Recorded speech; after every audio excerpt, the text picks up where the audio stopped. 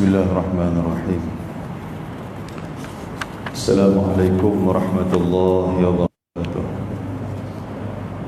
Al-Fatihah. A'udzubillahi minasyaitonir rajim. Alhamdulillahi rabbil alamin, arrahmanir rahim.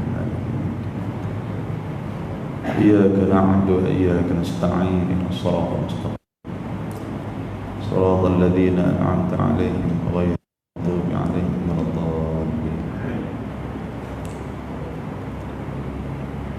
Alhamdulillah alladzi arsala rasulahu bil huda wa dinil haqq liyuzhirahu 'ala dini kullihi walau karihal kafirun.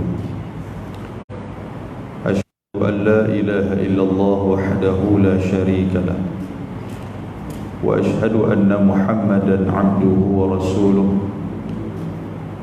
Allahumma salli ala sayyidina Muhammad wa ala alihi wa sahbihi wa man tabi'ahum bi ihsanin ila yaumiddin, amma ba'd.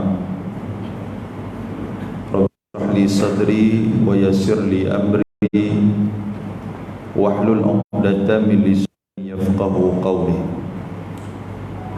Subhanaka la ilma lana illa ma 'allamtana innaka antal alimul hakim. La hawla wa la quwwata illa billahil aliyyil azim. Muslimin dan muslimat, tuan-tuan dan puan-puan yang dirahmati oleh Allah Subhanahu wa taala. Di dalam sebuah hadis riwayat daripada Anas bin Malik radhiyallahu anhu, kana Rasulullah sallallahu alaihi wasallam idza dakhala Rajab qala Allahumma barik lana fi Rajab wa Sya'ban wa ballighna Ramadan, atau kama qala hadis dhaif rawahu Ahmad. Dalam sebuah hadis riwayat pada Anas bin Malik radhiyallahu anhu, dia kata menjadi kebiasaan bagi Nabi sallallahu alaihi wasallam apabila masuknya bulan Rejab, Nabi akan membacakan satu doa, yang mana doa ni kita rajin duk baca. Doa ni berbunyi Allahumma barik lana fi Rajab. Ya Allah, ya Tuhan kami, berkatilah kami dalam bulan Rajab. Berkatkan hidup kami, berkatkan segala pekerjaan kami dalam bulan Rajab. Dan juga berkatkanlah kepada kami dalam bulan Sya'ban. Dan sampaikan kepada kami itu bulan Ramadan. Hadis ni tuan-tuan yang kita duk beramal, rupanya darjah dia ataupun yang dikatakan indikator dia itu adalah indikator hadis yang dhaif. Walaupun hadis ini dhaif, Ibnu Salah di dalam kitab dia Muqaddimah Ibnu Salah dan juga Imam Jalaluddin As-Suyuti dalam kitab Taisir Mustalah Al-Hadis, dalam kitab Tadribur Rawi, dia kata hadis dhaif ni kita boleh beramal. Yang pertama, sekiranya dia tidak menyangkut dalam soal halal dan juga haram. Yang kedua, hadis dhaif kita boleh beramal sekiranya dia tidak menyangkut dalam soal aqidah. Yang kita baca ni tentang ibadah. Kita minta berkat, kita minta untuk sampaikan kita ke dalam bulan Ramadan Al-Mubarak. Dan hadis dhaif juga kita boleh beramal dengan dia, tetapi darjah dia itu tidak sampai kepada dhaif jiddan, terlampau dhaif sangat. Dan hadis dhaif juga dia boleh digunakan dalam fadailul a'mal, untuk kita nak beramal. Antara benda yang lain untuk kita beramal dengan hadis yang dhaif, hadis ini tidak ada kontra, dia tak belaga dengan mana-mana ayat Quran dan juga mana-mana hadis sahih dan juga hadis hasan. Dia tak belaga dengan hadis lain. Dan sebaiknya apabila dibacakan hadis, hendaklah kita meletakkan indikasi hadis ni bahawa hadis ini sama ada lemah ataupun tidak, supaya tidak mengelirukan orang. Pasal apa tuan-tuan sekalian saya sebut benda ni pasal apa? Kita ni sampai lebih kurang dalam 26 hari masuk Ramadan. Bila nak masuk Ramadan ni, semua orang ni masing-masing mereka ni nak buat amalan kebaikan, nak berlumba-lumba buat benda baik. Yang tu bagus. Antara cara mereka nak buat benda baik yang mudah, iaitulah menyampaikan kebaikan melalui handphone yang ada di tangan kita ni. Antara dia, mereka ambil video mana-mana, mereka sampaikan. Dan juga mereka sampaikan keratan-keratan daripada WhatsApp, yang mana keratan itu kadang-kadang benda ni bukan hadis, tetapi dalam keratan tu menyatakan dia hadis. Saya bagi contoh kepada tuan-tuan, mungkin akan keluar sikit hari lagi kot, mengenai hadis yang mana doa Nabi SAW supaya mengabaikan umat Nabi Muhammad ketika mana nak masuknya Ramadan, adanya dia tidak melakukan 3 perkara ni. Yang pertama, tidak meminta maaf kepada ibu dan bapa. Yang kedua, tidak bermaaf-maafan di antara suami dan isteri. Dan yang ketiga, tidak memohon maaf kepada orang yang berada di sekeliling. Hadis ni tuan-tuan sekalian, tahun lepas dah lah. Tahun ni dia nanti main pula. Doa tentang Jibril, macam mana Jibril main mendoakan dan didengar oleh Nabi SAW. Dan Nabi pun mengamin 3 benda ni. Rupanya bila cek ulama hadis cek apa semua ni, tak tahu mana. Nabi tak pernah sebut. Yang kata hadis ni bukan takat hadis, malah dia maudhu'. Maudhu' ni makna dia direka-reka. Terlampau dhaifnya dia ni, sampai dalam kitab hadis dhaif tak ada. Makna dia apa? Makna dia tak tahu main daripada mana.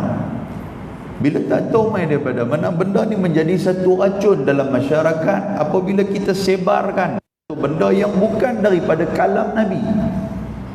Bila bukan daripada kalam Nabi, tidakkah kita dituduh sebagai orang-orang yang berbohong ke atas Nabi SAW? Dalam sebuah hadis riwayat Imam Al-Bukhari, Nabi kata, "Man kadzaba alayya mutta'ammidan falyatabawwa maq'adahu minan nar." Barang siapa yang berbohong ke atas aku dengan sengaja, kata Nabi. Pasal apa kita kata dengan sengaja? Pasal kita tak pernah langsung kita nak ambil perhati sama ada hadis tu betul ataupun tidak. Kita tak pernah nak ambil perhati, tak pernah nak peduli, nak ambil bahawasanya itu hadis ataupun tidak. Yang penting sampai main dekat kita sebarkan kepada orang yang kita rasa kita nak buat benda baik, tetapi akhir tujuannya itu dia jadi benda tak baik. Pasal apa? Berbohong ke atas Nabi. Yang ni yang Nabi kata apa? Man kadzaba alayya, siapa yang berbohong ke atas aku mutta'ammidan, dalam keadaan dia sengaja buat benda tu. Hampa disemak dulu, dia terus bagi je. Apa akhirnya tuan-tuan? Nabi kata falyatabawwa maq'adahu minan nar. Maka hendaklah dia menyediakan tempat dia dalam api neraka. Bukan takat dia masuk dalam api neraka. Dia masuk tu tempat dia nak duduk tu tak ada. Nabi kata apa? Yang tu kena cari sendiri. Dahlah kena duduk dalam api neraka, nak cari tempat pula. Maknanya dua azab yang akan dia kena kalau dia berbohong ke atas baginda Nabi sallallahu alaihi wasallam. Muslimin dan muslimat yang dirahmati Allah, dalam sebuah hadis riwayat daripada Ubadah bin Samit radhiyallahu anhu, kata dia, kana Rasulullah sallallahu alaihi wasallam yu'allimuna ulail kalimat idza jaa Ramadan, Allahumma sallimni li Ramadan wa sallim Ramadana li wa tasallamhu minni mutaqabbala. Atau hadis rawahu Tabrani fi du'a wa rawahu Dailami fi Musnadil Firdaus. Ada sebuah hadis dan diamalkan oleh ulama salafus salih. Siapa dia ulama salafus salih ni? Ulama yang dekat dengan tabi'in. Depa ni zaman baginda Nabi, zaman sahabat, depa disebut sebagai salaf. Depa ni tuan-tuan sekalian, depa kata Nabi SAW akan mengajarkan kepada kami beberapa kalimat bila nak sampai bulan Ramadan. Hadis ni dia agak kuat sikit dengan hadis yang kita baca mula-mula tadi ni. Yang kita baca mula tadi ni minta berkat dalam bulan Rejab, berkat dalam bulan Sya'ban, dan tolong sampaikan kami.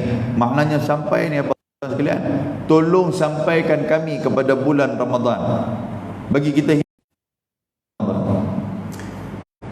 hadis yang saya baca yang kedua ni, Nabi ajak. Nabi kata Allahumma sallimni li Ramadan wa sallim Ramadan li wa tasallamhu minni mutaqabbala. Apa makna hadis ni? Doa ni Nabi ajak kepada sahabat-sahabat. Makna dia, ya Allah, ya Tuhanku, sallimni li Ramadan, tolong hantarkan aku kepada bulan Ramadan. Dia ada beza tu.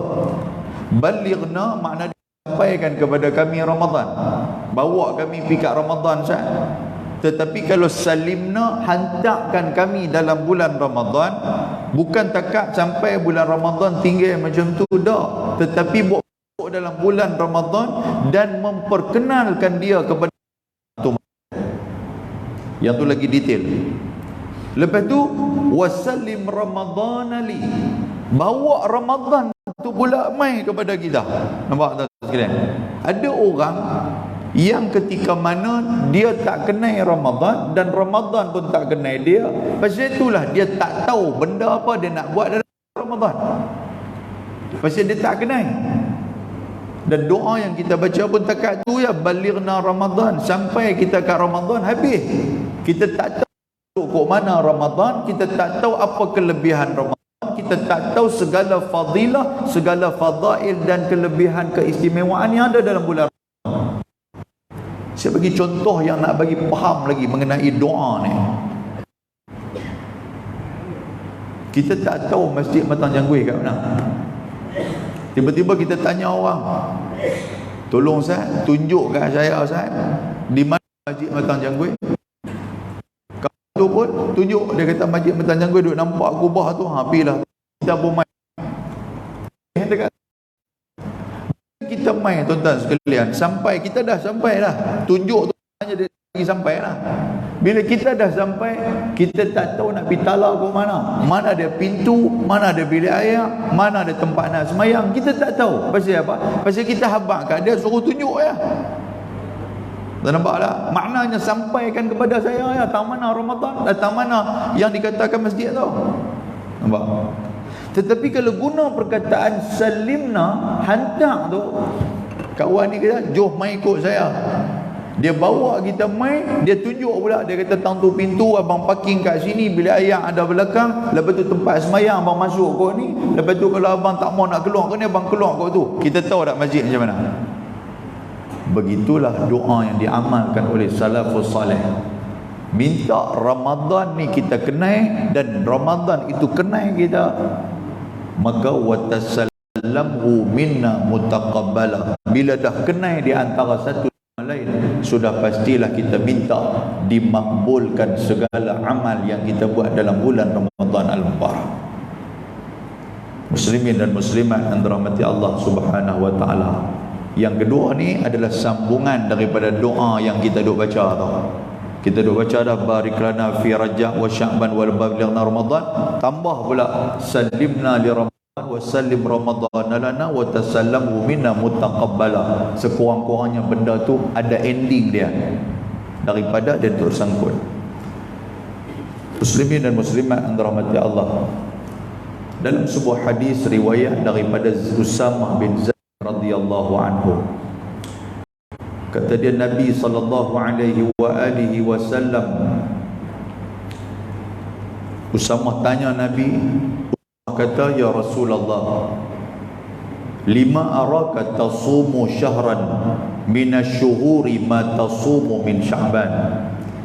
Qala dhalika syahrun yaghfulu an-nasu anhu baina Rajabin wa Ramadan wa huwa syarrun turfa'u fihi al-a'malu ila rabbil alamin fa uhibbu an yurfa'a 'amali wa ana sha'im, atau kama qala, hadis sahih.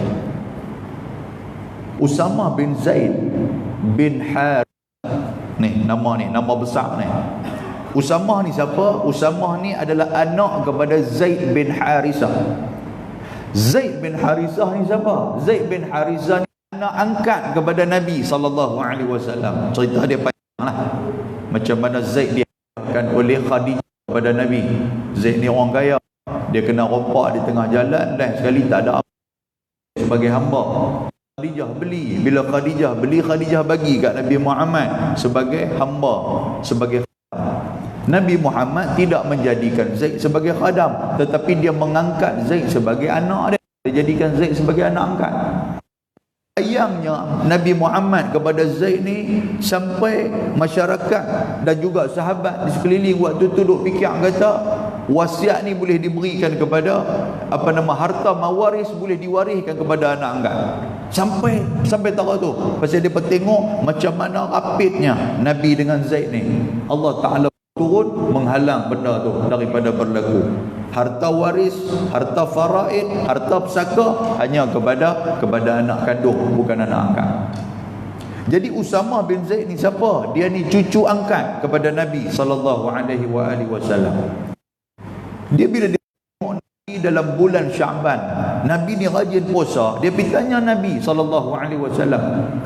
Dia kata kepada Nabi, dia kata, ya lima araka tasumu syahran minasy-syuhur ma tasumu min Sya'ban. Dia kata, tuan, panggil tuan aku kat Nabi. Dia kata, saya nak tanya sikit, dalam bulan Sya'ban ni duk nampak tuan ni puasa tak sama macam bulan-bulan yang lain.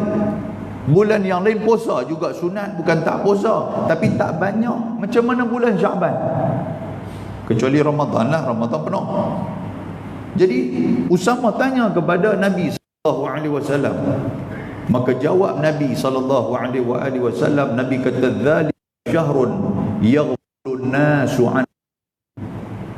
Itulah bulan Sya'ban, adalah bulan yang manusia ni lalai dalam bulan Sya'ban ni. Lalai ni maksud apa? Tak berapa nak ambil parti sangat bulan Sya'ban ni. Pasal apa macam tu?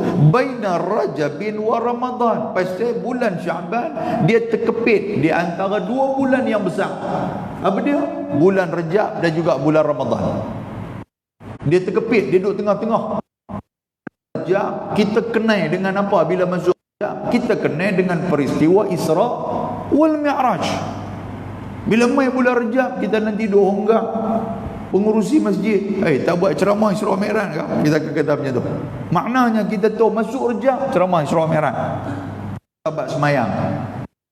Bila mai bulan Syaban, kita tak tahu apa ada dalam tu. Ramadan kita tahulah kita duduk tu. Bila masuk Syaban yang kita duduk nampak apa? Ramadan dah dekat dah. Bila masuk Syaban, Ramadan dah dekat dah. Kita lupa kelebihan bulan Syaban. Maka Nabi SAW kata, sebenarnya bulan Syaban ini wa huwa syahrun turfa'u fihi al-a'malu ila rabbil alamin. Rupanya amalan dalam bulan Syaban ini diaudit oleh Allah Subhanahu wa taala setiap masa. Diangkat oleh malaikat kepada Allah setiap masa. Bukan hari-hari biasa, diangkat oleh malaikat setiap masa. Maka kata Nabi SAW, fa uhibbu an a'amal ana salih. Nabi kata, aku nak ketika amalan aku diangkat oleh malaikat kepada Allah, waktu tu malaikat Allah kata Nabi Muhammad tengah duk puasa, aku mau macam tu. Seronok macam tu. Rasa seronok bila amalan kita ni disampaikan kepada Allah dan Allah tahu kita tengah duk buat benda baik. Macam tuan-tuan malam ni, contoh dia kalau malam ni malaikat bawa amalan tuan-tuan lepas maghrib ni buat pergi kepada Allah Ta'ala, Tuhan akan tanya benda latest yang dia buat apa dia. Malaikat jawab, tadi waktu saya ambil tadi dia tengah duduk dalam masjid, tengah duduk mengaji. Oh, yang tu kita seronok.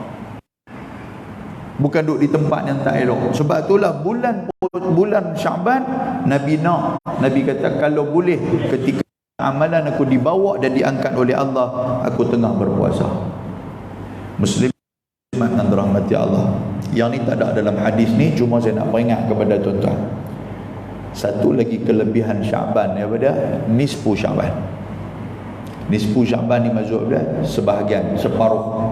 15 malam 16 kita nanti akan baca Yasin. Tak apalah baca Yasin 3 kali 4 kali apa semua kita akan baca, tapi cuma nak abang malam tu dalam hadis yang sahih kata Nabi SAW, Allah Subhanahu wa taala dia melihat semua hamba-hamba dia.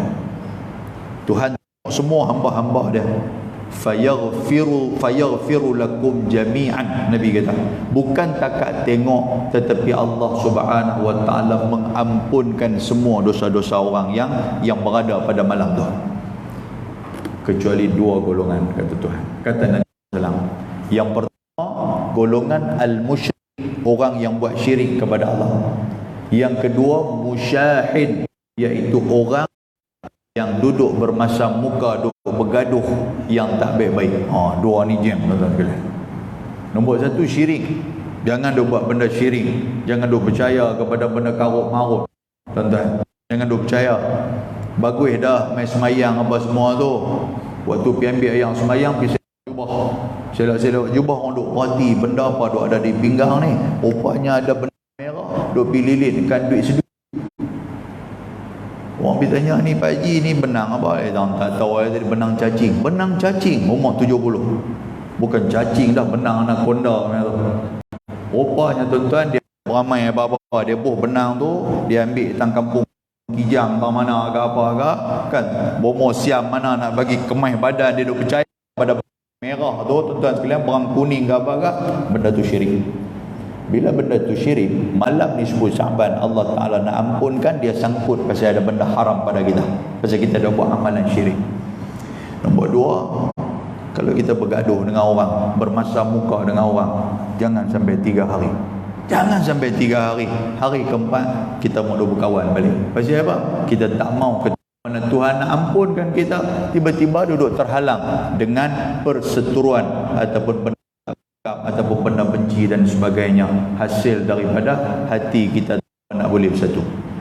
Muslimin dan muslimat yang dirahmati Allah, itu di antara kelebihan dalam bulan Syaban, tuan-tuan sekalian. Mudah-mudahan mukadimah itu memberikan manfaat kepada kita, insya-Allah.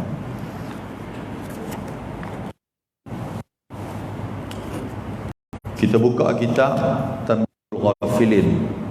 Tanbihul muka surah 4. Tanbihul Ghafilin muka surah 4. Kita duduk dalam baris yang kedua daripada atas. Baris yang kedua daripada atas. Qala al-musannif rahimahullah ta'ala wa nafa'anna bi'ulumihi fid daraini amin.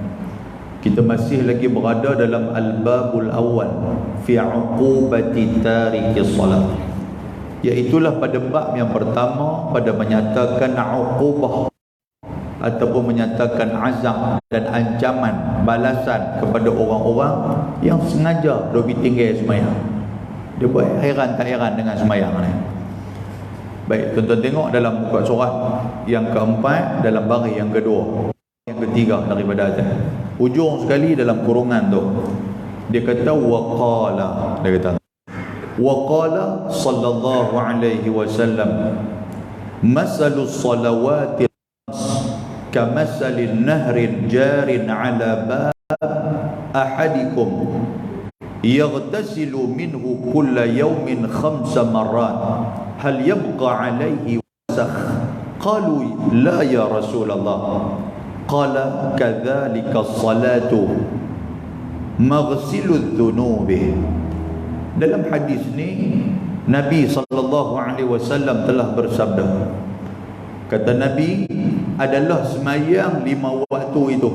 Nabi kata semayang 5 waktu kita buat ini diumpamakan seumpama sungai yang mengalir ia di hadapan pintu seseorang daripada kamu. Nabi habaq macam tu. Nabi kata semayang 5 waktu ni seolah-olah macam sebatang sungai duk ada depan rumah kita. Maka kamu mandilah kamu itu tiap-tiap hari 5 kali. Maknanya sebatang sungai itu air dia cantik, air dia bersih, kita mandi 5 kali sehari. Tak ada sungai duk mandi rumah betul-betul sekalian tak sampai 5 kali, dekat 3 kali lah, pagi tengah hari petang betul lah. Cari gegam sikit lah kalau panas. Dah dia memang apa nama ramai-ramai putih apa dah ambil padi ni, dia memang dia mandi baru 4 kali, 5 kali ni payahlah sikit kan. Tapi hak Nabi habaq ni, Nabi kata mandi 5 kali. Nabi kata apabila mandi 5 kali, maka sabda Nabi SAW, adakah tinggal dakinya pada tubuh mereka itu? Nabi kata kalau dah 5 kali punya ada lagi tak benda kotor tu ada di badan? Agak ada daki ada tak di badan? Qala, maka sembah ataupun maka datang para sahabat, segala sahabat, mereka jawab depan Nabi, mereka kata tiadalah tinggal daki pada tubuh mereka itu. Dia kata tak ada. Kan tanya dia bah, 5 kali ni ada tak kotor-kotor, ada tak daki ni? Sahabat kata tak ada ya Rasulullah. Pasal apa? Pasal 5 kali punya duk mandi mestilah bersih. Maka sabda Nabi SAW, demikianlah semayang 5 waktu itu yang sempurna itu membasuhkan segala dosa-dosanya. Macam tu kat semayang tuan-tuan sekalian. Hak 5 kali kita duduk semayang ni. Kita semayang subuh, kita semayang zuhur, sampailah semayang isyak. Semayang betul-betul. Maknanya apa? Semayang jaga betul-betul segala kesempurnaan semayang. Bukan semayang ikut. Semayang bukan melepaskan apa batuk di tangga ke apa dia panggil. Bukan jenis macam tu punya duk semayang. Orang kata semayang, mayang biar dah payah kita tak semayang, dia kata apa pula. Dah lah bubuh pula dia apa nama di skrin tu sajalah tadi duk baca, tengok rupanya depa bubuh apa nama kesalahan jenayah syariah. Siapa tak Jumaat 3 kali berturut-turut nanti akan kena 1000 masuklah penjara. Dia tak leceh mayang dia kan. Kalau jenis macam ni dia tidak akan mendapat fadilah ataupun kelebihan yang Nabi SAW sebut. Boleh faham tuan-tuan? Makna semayang betul-betul. Semayang betul-betul itu macam mana? Diperincikan dalam hadis yang kedua ni. Qala sallallahu alaihi wasallam, Nabi kata barang apa yang memeliharakan ayat semayang. Nombor 1 yang kata sempurna semayang hak betul-betul, ayat semayang kena bagi jaga, bagi elok. Bukan Nabi ikut dah ni. Antara benda yang kadang-kadang kita terlepas pandang tang mana tuan-tuan, tang tumit kita terlepas pandang. Tang tumit ni. Pasal itu ada hadis Nabi kata wailul lil a'qabi minan nar. Nabi kata celakalah tumit-tumit daripada api neraka. Sahabat Nabi terkejut, pasal apa celaka tumit daripada api neraka ni? Nabi kata kadang-kadang bila ambil ayat semayang tapi tang tumit kita tak berhati. Kan kita tuan-tuan sekalian, kita 2 kaki ni, kita ambil ayam kita cerok tu kaki ni dia duk tonyoh macam tu ya. Rupa-rupa ada kalau tumit-tumit kita tak kena. Pasal tu Nabi dalam hadis Yang ni kita takut. Bila ayat semayang kita tidak sempurna, macam mana semayang kita nak sempurna? Bila semayang tidak sempurna, maknanya tidak sah semayang kita. Pasal apa? Pasal ayat semayang kita, kaki ni rukun, tuan-tuan sekalian. Bila rukun dalam wuduk tidak sempurna, tak sah wuduk tu. Bila tak sah wuduk tu, kita pergi semayang pula. Bila kita pergi semayang, semayang tu tidak memberikan kesan kepada kita. Yang ni yang nak napati bagi dia. Sebab tu tuan-tuan sekalian, Nabi ajak kita ni, kaki kita, selalunya kaki, selatkan kaki dengan menggunakan jari kita ni. Ini sunnah baginda Nabi SAW. Walaupun kita guna, kita angkat kaki, kita suruh ayak turun. Bila turun gitu kita tak tahu kena tak kena ni. Kalau hak jenis apa nama, jenis jari kaki ni, jari boyang kaki bang. Tapi kalau jenis duk rapat lagu tu, tuan-tuan sekalian, jenis Jepun punya kan. Hak jenis lagu tu dia angkat kaki, dia duk kodok-kodok kaki, dia main semayang. Bila main semayang dia duk berasa, oh, alhamdulillah, kata aku berasa khusyuk semayang. Khusyuk apa? Setan pun tak kacau. Setan kata buang karan ni habis kacau dia ni, memang dia ni tak sah daripada tadi. Oh, ni yang leceh. Okey, yang pertama sempurna wuduk, tuan-tuan nak kena bagi kejap. Basuh bagi elok. Ada sebuah hadis Nabi SAW. Satu hari Ibnu Umar dia tengok Abu Hurairah radhiyallahu taala anhu ambil ayam. Bila ambil ayam, dia nampak Abu Hurairah basuh tangan sikit, akan naik sikit sangat sampai orang panggil apa ni? Apa? Body pula dah. Apa? Kira ni dekat ni sebelum bawa turun kepala bau ni. Abdullah bin Umar dia usah Abu Hurairah ambil ayam semayang. Bila tang basuh kepala, Abu Hurairah basuh semua. Bila tang basuh telinga, buka takat telinga dia cuci pergi habis kok luak-luak ni. Bila mai di kaki dia akan naik sampai ke betih kering tu, bawa naik sikit, bukan takat buku 5, bukan takat buku lali lah. Jadi benda ni Abdullah bin Umar dia usah Abu Hurairah. Abu Hurairah habis-habis dia kata, pasal tengok aku, hantau dah aku buat benda ni semua daripada Nabi SAW. Pasal Abu Hurairah di antara sahabat yang banyak meriwayatkan hadis. Jadi Abdullah bin Umar dia tertarik. Oh, dia kata kalau ikut apa nama hukum tu takat tu aja, daripada tangan sampai ke siku habislah. Ni sampai atas badan ni apa cerita ni? Kata Abu Hurairah, dia kata mendengar sallallahu alaihi wasallam disebut yang mana akhir ketika mana yaumul qiyamah ghairan muhajjalin. Yang kata ghairan muhajjalin ni apa? Orang yang akan dipanggil oleh Nabi sallallahu alaihi wasallam melalui cahaya wuduk yang ada pada diri dia.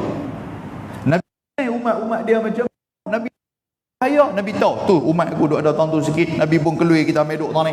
Nabi nampak tang tu, Nabi keluar kita ambil. Sebab itulah Nabi kata kalau boleh memperpanjangkan wuduk tu, makna dia tempat yang boleh panjang, silalah buat. Nabi kata boleh faham tuan sekalian? Maknanya tangan ni tuan-tuan buat, kalau tekat siku bawa naik sikit, jangan tuan-tuan mandi satu badan pula. Yang tu leceh, yang ni terlebih lajak pula. Kata basuh kaki tekat betul kering tu okey lah, tapi basuh sampai ke pinggang, ambil poik lagu tu punya duk, tu karut lah kan. Sikit macam tu ya, tambah sikit untuk nak lebih dan nak bagi sempurna tu. Kalau tekat sampai siku, kita tak tahu siku kita betul-betul ataupun tidak. Kalau atas lagi pada siku, maknanya selamat kita. Kita berada dalam comfort zone, zone yang selesa, tak gaduh nak fikir lah, sudah pastilah sempurna benar ni. Boleh faham tuan sekalian dalam bab yang semayang. Kemudian kata Nabi sallallahu alaihi wasallam lagi, Nabi kata selain daripada sempurna, iaitulah memelihara barang siapa yang memeliharakan semayangnya dan juga waktunya. Nabi kata waktu tu kena jaga bagi dia elok, waktunya, dan juga rakaatnya. Waktunya pun ada dua benda tuan-tuan sekalian. Kata Nabi sallallahu alaihi wasallam, Nabi kata siapa yang jaga waktu semayang tak keluar antara dia semayang subuh dan juga semayang dua solat ni. Nabi pesan dekat kita, kalau siapa boleh jaga dalam waktu ni, lan yalijan nar, tidak akan dikenakan api neraka. Tak sangkut dekat dia sikit pun api neraka tu, kalau dia jaga dua waktu ni. Apa dia? Waktu subuh dengan waktu asar, dalam keadaan dalam waktu dia. Pasal apa tuan-tuan? Pasal subuh ni kadang-kadang boleh terlajak pergi jadi duha. Asar ni kadang-kadang boleh terlajak pergi jadi maghrib. Kita duk kata dan kut, lain-lain kali sangkut atas jabatan. Tak dan kita nak semayang. Jadi dua benda ni tuan-tuan sekalian, kena jaga bagi elok semayang ni. Semayang dia pun jaga, yalah bukan tak jaga, tapi dua ni selalunya kadang-kadang orang duk serabut tak dan untuk nak melakukan pada waktu dia. Dan juga rokoknya dalam semayang pun rokok bagi cantik. Pasal kebanyakan orang yang mencuri dalam semayang adalah ketika mana rokok dan sujud tidak sempurna. Boleh faham tuan? Ada orang yang tangan rokok ni, kalau sunnah Nabi letak di kepala lutut, tiba-tiba dia letak di peti kerin. Dia jenis tangan panjang punya geng. Kalau letak di peti kerin. Ada juga orang yang tak letak di peti kerin, dia letak atas paha tuan sekalian. Kan? Letak atas paha lagu duk kepak macam sopa burung unta pula. Betul lagu nak naik yang tidal tu lagu duk ada ada pam pula sebelum nak naik Sami Allah tu. Oh, hak ni kita tak tahu mai daripada mana. Jadi itu di antara dia. Rokok, cara Nabi rokok, Nabi letak di atas kepala lutut dia tangan, dan badan Nabi itu berada dalam keadaan sama. Tentu. Kalau tak boleh, tak payahlah. Kalau badan kita memang badan jenis bongkok lagu tu, duk gagah bagi sama-sama. Tapi badan pakai tidur 3 tahun punya. Dan yang lainnya, dia kata, iaitu padahalnya diketahuinya bahawasanya semayang itu sebenar-benar atasnya. Apa yang tahu kata semayang ni tuan-tuan sekalian memang difardukan ke atas dia. Hak kita duduk semayang ni pasal apa? Pasal menjadi kewajipan ke atas kita. Kita tahu benda tu. Maka diharamkan oleh Allah Subhanahu wa taala tubuhnya daripada api neraka Allah. Nampak? Itu kelebihan dia tu. Yang kata sempurnanya kita ambil ayat semayang, sempurnanya kita semayang, ini kelebihan yang Allah Taala bagi. Dan citra daripada Anas bin Malik radhiyallahu anhu adalah ruh Nabi sallallahu alaihi wasallam ketika mana pada dadanya. Ruh ni maksud dia ketika mana Nabi nazak, ketika mana Nabi berada dalam keadaan lorat sebelum nak wafat, waktu tu, waktu lorat tu. Dan iaitu berkata, berwasiat aku kepadamu, barang mana kamu janganlah kamu meninggalkan akan semayang, maka sentiasalah berwasiat itu dengan menyuruh semayang hingga putus kalamnya. Antara benda yang tak pernah lekang daripada mulut Nabi waktu Nabi duduk lorat, Nabi duduk habaq dekat anak-anak dia, Nabi duduk habaq dekat sahabat-sahabat yang mengunjung dia, tak ada benda lain Nabi habaq. Nabi kata jaga semayang, jangan tinggal semayang. Nabi duduk bersayang tu ya. Kita pun tuan-tuan, waktu kita sakit apa semua nanti, kita pun tahu macam mana keadaan kita. Bila makan pun tak apa nak lalu dah. Kalau makan pun kerja duk muntah ya.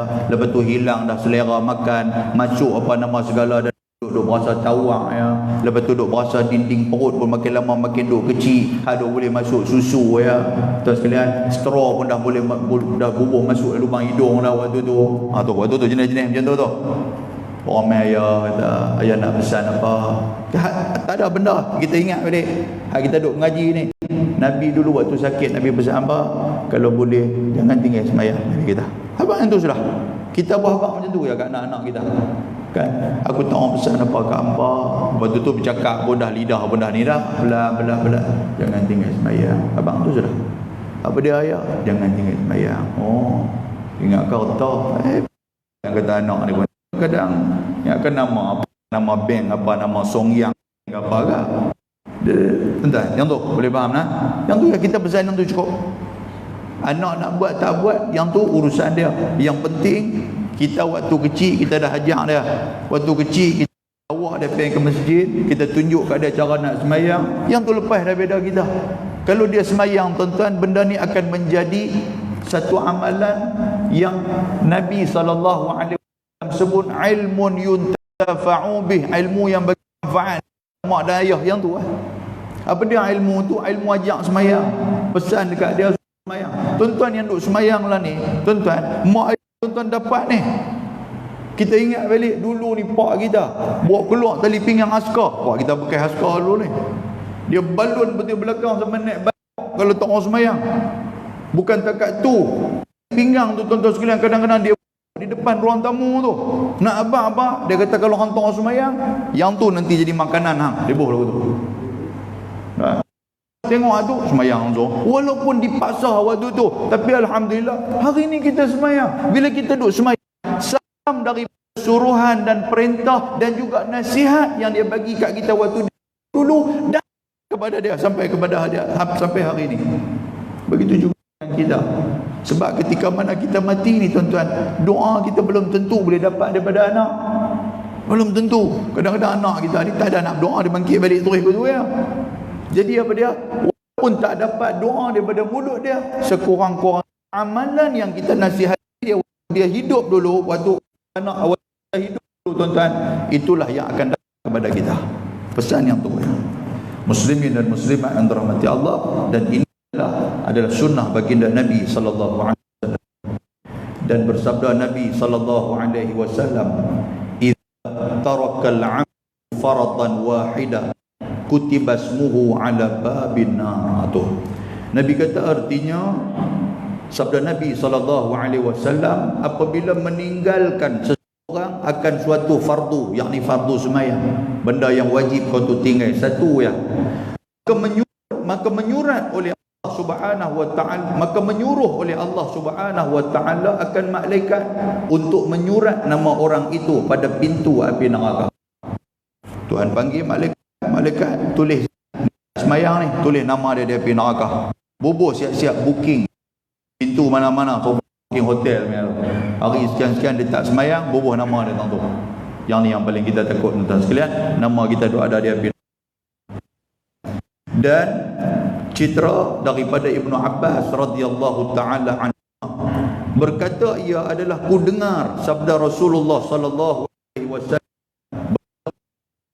sembahyang, bahawasanya berkata tiada.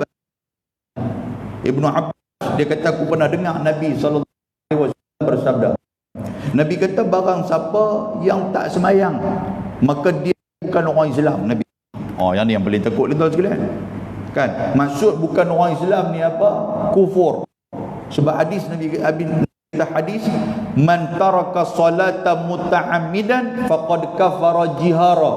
Barang siapa yang tinggal sembahyang secara sengaja, dia adalah orang yang kufur yang nyata. Kufur ni maksud apa? Dia mengingkari Allah Subhanahu wa taala yang nyata. Kalau dalam bahasa apa nama, bahasa tasawuf, dia disebut sebagai kufur nikmat. Kufur nikmat. Tetapi kalau dia mengingkari hukuman ataupun hukum sembahyang, dia pula berkata, dia kata sembahyang wajib, siapa nak buat, siapa tak buat sudah, dia pergi buat macam tu pula, sedangkan wajib, maka terkeluar daripada ajaran Islam, rosak, dia menjadi kafir. Tuan-tuan sekalian, dia kasar takat nikmat, dia kata okey lagi nikmat dia kata. Tapi kalau kafir tak boleh langsung, tak ada yang duk ajak aku semayang. Buat apa dia tak semayang? Bukan wajib. Ada kata macam tu. Jahili. Boleh faham tak sekalian? Maknanya apa? Tak peduli kepada Islam. Kalau tak peduli kepada Islam, dia dikira sebagai orang Islam. Yang ni yang takut ni. Dengan semayang tu pun yang besar tu pun hantar, macam mana nak peduli?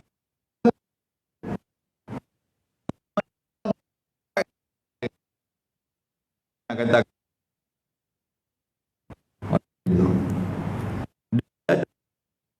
Allah Subhanahu wa taala akan tauhidnya dan juga imannya. Kalau dia lawan agama, dia lawan yang kata hukuman Islam ni, dia lawan sekalian, apa gunanya iman dekat diri dia? Dia kata apa duk paksa aku nak sembahyang? Apa punya pasal? Dia kata kubur masing-masing, hak masing-masing. Siapa tak sembahyang, biar pergi kat dia. Siapa nak sembahyang, pergilah, dah penunjuk baik sangat. Nampak? Ada tak iman dalam diri dia tuan-tuan? Nabi kita tak ada. Nabi kita tak ada. Dan tidak diterima akan sedekahnya, juga puasanya dan juga syahadahnya. Telah lepaslah Allah Subhanahu wa taala pada dia. Tuhan tak peduli langsung orang ni. Jadi apa jadi? Pasal agama dalam tidak menunaikan solat. Sebab tu tuan-tuan lihat dalam peristiwa Isra wal Mi'raj baru ni, ketika mana Nabi SAW dia dibawa oleh Jibril dalam perjalanan Isra tu kan, sebelum di Mi'raj ke langit, dia ditunjukkan antara dia apa, satu kumpulan yang sedang menghentakkan kepala dia kepada batu sampai pecah. Hantu apa nama, hentak pecah. Lepas tu main elok balik pula pecah. Tanya kepada Jibril alaihissalam, siapa dia ada macam ni, dah ada balik simpan lah. Apa kata Jibril? Mereka adalah orang yang enggan untuk menundukkan kepala kepada Allah Subhanahu wa taala, yakni solat. Tak mau sembahyang sekalian, kepala rasa dia sangat sampai tak mau nak letak di tempat untuk sujud kepada Allah taala. Itu di antara balasan yang sikit baca. Nabi sallallahu alaihi wasallam, bermula orang yang meninggalkan sembahyang hal sihat badannya. Cerita dia hak sihat ni, hak tinggal ni, hak sakit yang duk sembahyang. Kan? Hak sihat tak sembahyang dia peduli apa? Dengar telinga dengar.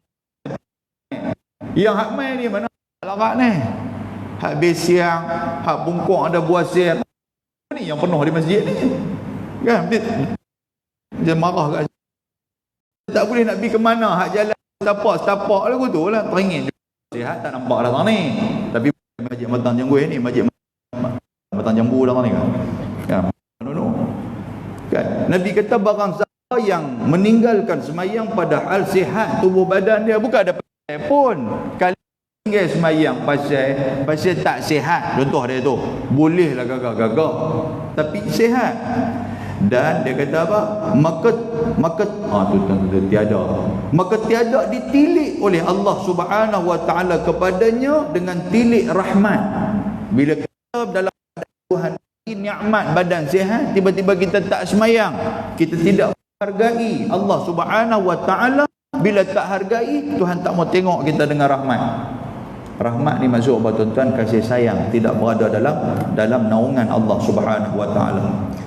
Dan baginya itu azab yang amat sakit, melainkan bahawa ia taubat ia daripadanya, melainkan kita bertaubat kepada Allah. Lepas tu kita bercover balik sembahyang. Boleh. Dan nak cover sembahyang ni pun janganlah tuan-tuan terlampau. Tu 30 tahun berapa hidup umur 60 dia dah. Hari ni baru boleh kaki main jejak ke masjid Ustaz. Dua dengar kitab ni nampak macam masuk ke hati, jadi nak semayang lah, belajar semayang. Lepas tu dengar ustaz kata nak kena qada balik. Tuan-tuan, nak qada balik pada umur 15 kan. Jadi kalau dia ni qada umur 15, pakai tak pergi ke mana dalam rumah tu.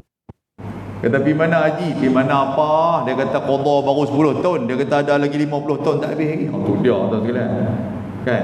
Buat dekat mana yang kita mampu sudah, yang tu lah. Ni sampai habis semayang duk qada balik kan. Tapi kemana yang tu, agama taklah berat sampai tak tu kan. Kita kat mana yang satu lagi tuan-tuan sekalian, minta maaf saya bercakap, kadang-kadang benda ni tak ada pun dalam agama, tapi kita duk pergi cari kan. Tak apalah, yang ni ulama dulu apa dia tuan-tuan sekalian, pediah semayang. Tuan dengar kan? Pediah semayang bukan balas semayang, buat fidyah semayang tu. Dia fidyah ni puasa tuan sekalian. Tiba-tiba hak semayang pun ada orang buat. Tak apalah, ulama dulu ni dia cari juga untuk nak tolong orang ulama dulu ni. Tapi sampai memberatkan tuan sekalian, tak payah pun kan. Dia kira daripada umur 15, kata ayah meninggal umur apa? Ayah meninggal 70. Daripada umur 15 dah balik tu umur 15, ambil umur 15 tu sampai 70. Takkanlah pak dia tak sembahyang langsung. Tu satu. Yang kedua pula tuan-tuan sekalian tu, tolak pula beras tu, lagi ada kumpulan dia tu, kumpulan yang pediah ni kan. Depa duduk sagi ini beras aku jadikan apa nama Ali Zimmah apa semua, tolak dekat kawan tu, aku tolak mai balik. Waduh kira tu patih punya duk kira sampai daripada malam duduk tak habis tu, duduk tolak pimai lah kali tak buat ni kan. Tak, kita bukan nak abang kata nak cekkan amalan ni, tidak tuan sekalian. Tapi kalau benda tu jadi berat, maka jangan, orang kata apa, jangan sampai agama ni nampak berat kan. Benda tu bukan main pada agama. Yang ada fidyah ni apa tuan-tuan? Fidyah puasa, fidyah solat tidak ada. Tapi tuan nak buat tak apalah, silalah buat. Macam mana yang tu ikhtiar kita kan, ikhtiar kita untuk nak bantu si mati ni. Cuma jangan tuan-tuan ambil kesempatan atas tu kata Tok Wan tak semayang, tak semayang apa dia tak benda aku banyak lah dengan bapa masjid. Dia suruh berpediah bapa masjid. Ada agak jenis macam tu. Dia kata aku nak duduk di neraka goyang kaki ya. Oi, hampir kot tu pula ya tak. Hampir habis pediah, kurang-kurang malaikat tarik aku masuk dalam syurga. Oi, bahaya.